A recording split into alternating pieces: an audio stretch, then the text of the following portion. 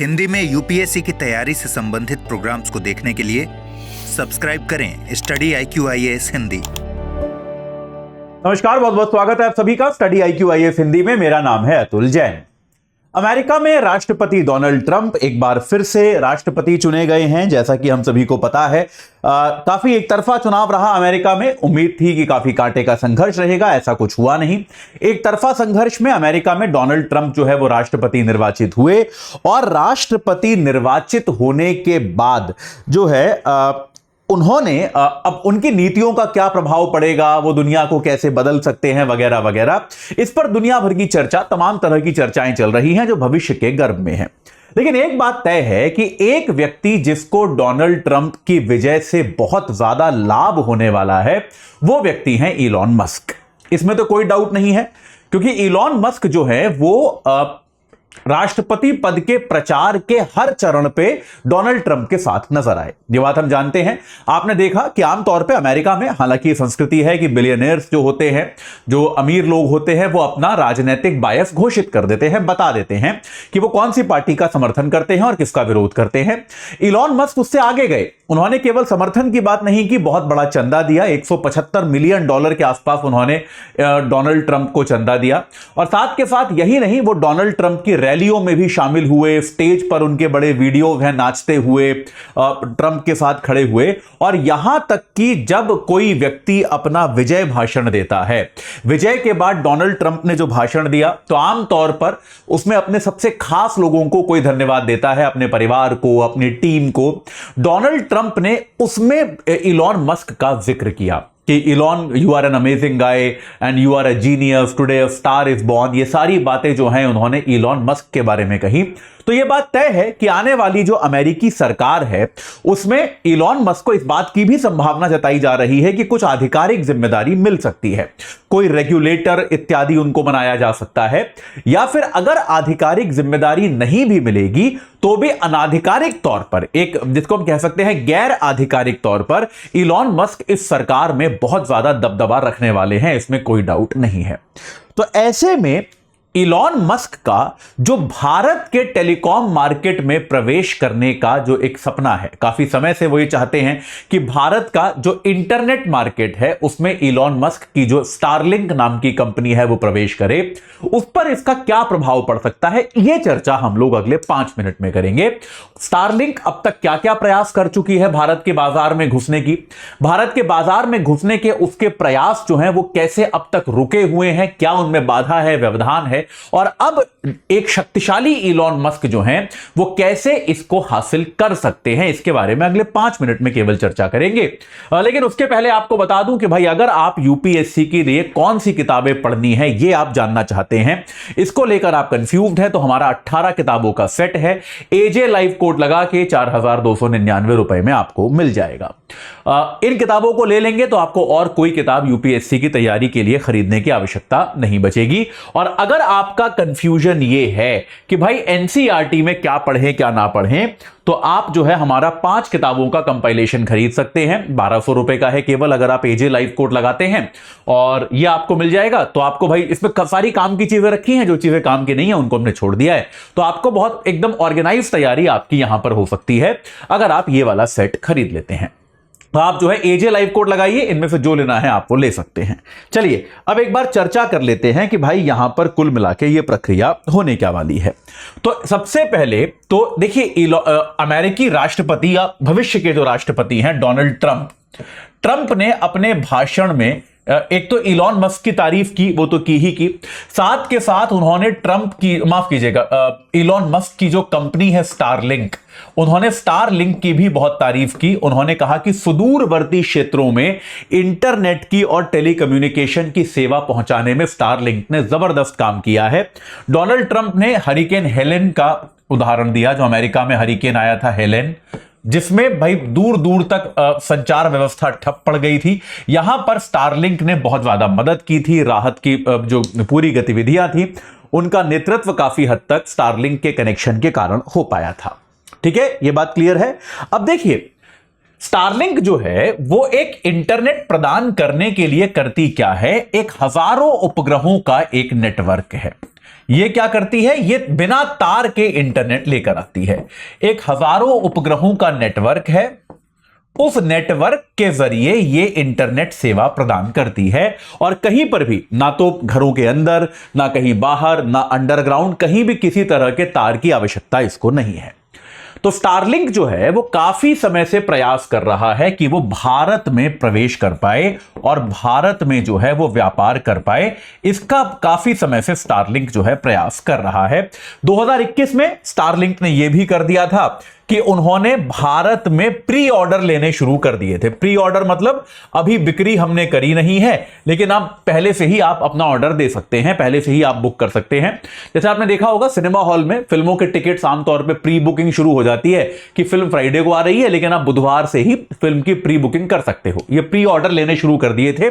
तब भारत सरकार ने एक स्टेटमेंट जारी किया कि भैया भारत में टेलीकम्युनिकेशन का व्यापार आप ऐसे नहीं कर सकते, आपको ट्राई के जो रेगुलेशन है, जो नियम है, उनको मानना पड़ेगा, आपको सरकार से अनुमति लेनी पड़ेगी। वो इस कंपनी ने अभी ली नहीं है।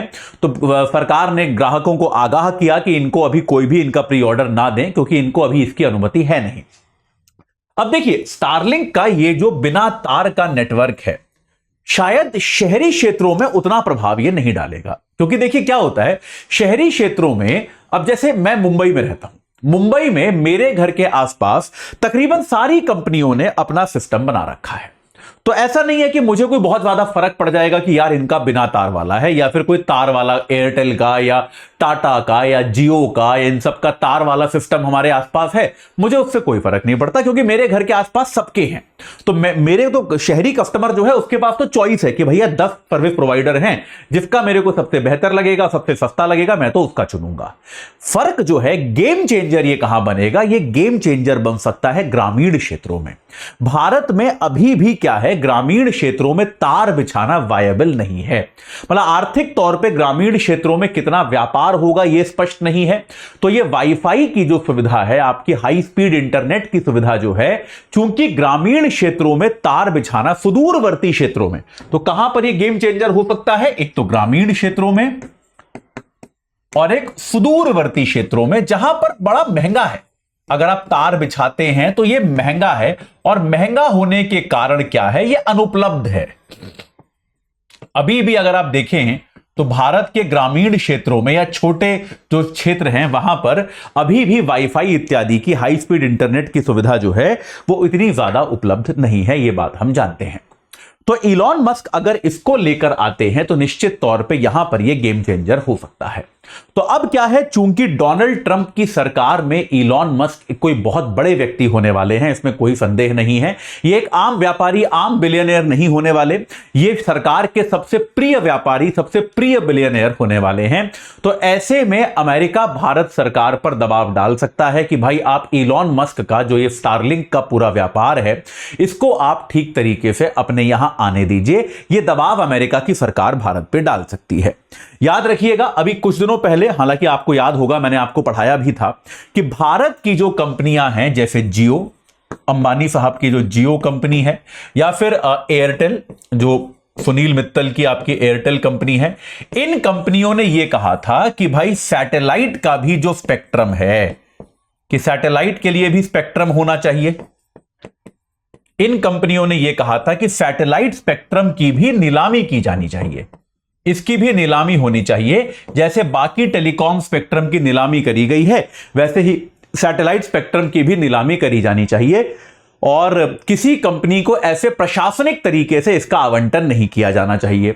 लेकिन उसके बाद भारत के जो मंत्री हैं ज्योतिरादित्य सिंधिया, उन्होंने कहा कि नहीं, ऐसा नहीं होगा। संचार मंत्री ज्योतिरादित्य सिंधिया ने कहा कि सैटेलाइट स्पेक्ट्रम की नीलामी नहीं की जाएगी, उसका हम प्रशासनिक बंटवारा करेंगे, यानी कि सरकार देखेगी कि कौन सी कंपनी ज्यादा सुविधाएं प्रदान कर सकती है और उसको यह बंटवारा कर देगी। इस प्रशासनिक बंटवारे की घोषणा का इलॉन मस्क ने स्वागत किया था और कहा था कि स्टारलिंक भारत में ग्राहकों की सेवा करना चाहता है, और इस घोषणा का वो स्वागत करता है।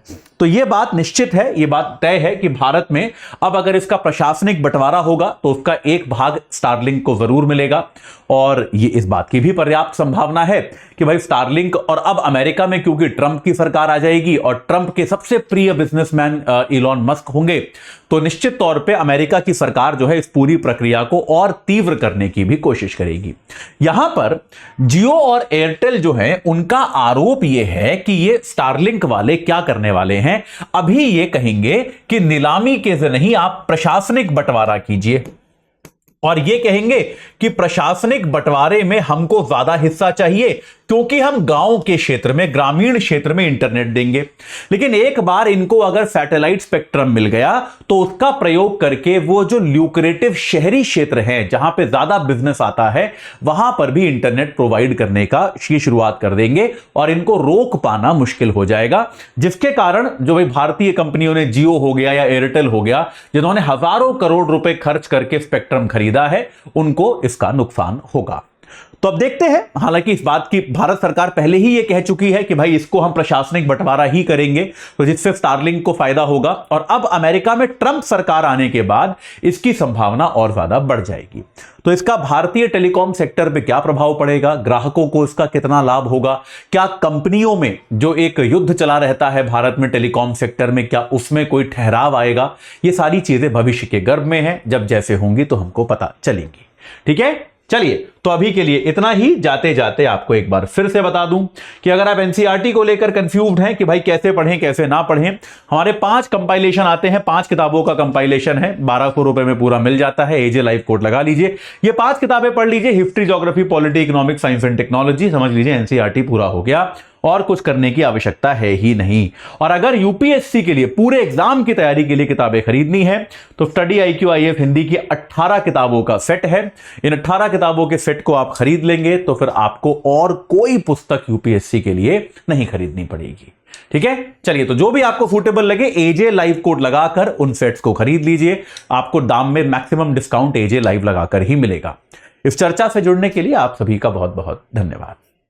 हिंदी में यूपीएससी की तैयारी से संबंधित प्रोग्राम्स को देखने के लिए सब्सक्राइब करें स्टडी आईक्यू आईएएस हिंदी।